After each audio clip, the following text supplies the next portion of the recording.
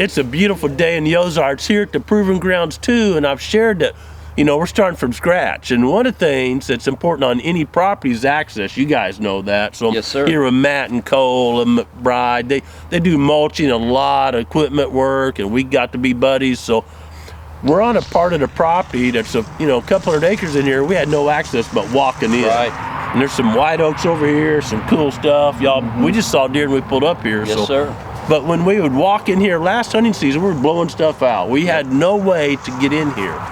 So we got together and we're making a trail. They're using their big mulcher, which is so simple.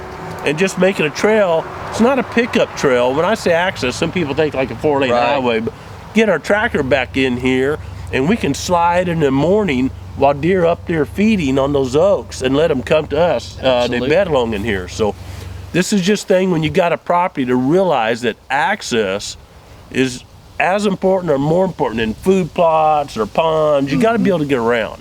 So access is something we want to do early on in our project, and these guys are just making my life so easy. We're going to be in here with chainsaws and dragging logs and working forever, and you guys are making it happen. You know, we've got the equipment that we can be minimal in the evasiveness coming in here, and kind of create trails that contour with the land, that make those access points to key areas that you're looking to hunt, to make them accessible quietly.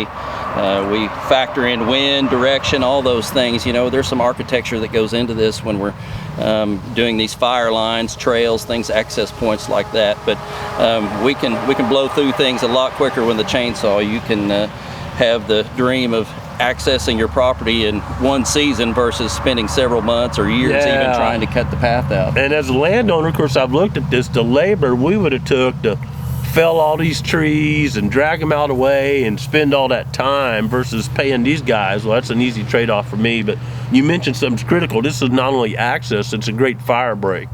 And it's easy to just come through with the backpack blower and blow the leaves off and you get ready to burn. And having a big wide fire break like this is so important when you do a lot of prescribed fire like we do. Absolutely. It's going to totally change this side of the property for you, and as there's not a lot of access from this side over here, so it makes it a lot easier for you to access the center where you need to strategically, as well as other areas where you're seeing lots of sign, and there's definitely lots of sign here. Long before Trace and I purchased this property, someone had put this road in here, and I think the way it looks, they were going to develop it. Yep. And that fell through. And so this is just both sides of the road after they cleaned it, just grown up, as you can see, just gnarly. Locust trees and cedars and brambles and whatnot. But I always knew if I could get this cleared out, I could put me a redneck here and see, you know, a couple hundred yards that way, a couple hundred yards this way, be like a power line. Absolutely.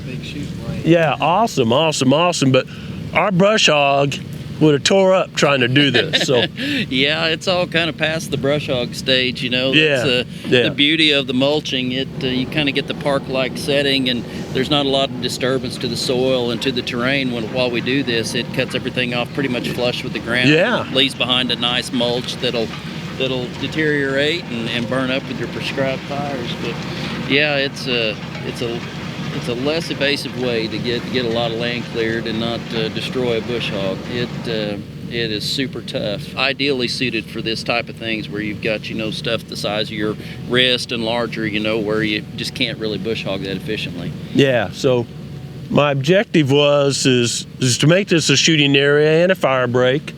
And we're doing both of it much quicker. You've been 3 hours and you've covered hundreds of yards down through here. It's amazing, you know, when the terrain's right, fairly level, that's the beauty of it, something that would take people months to do. You know, here in a day or two, we're going to have knocked out and cleaned up, and you'll have full use of it this hunting season, ready to go. Yeah, in a week. I'm amazed how quick it just goes through there.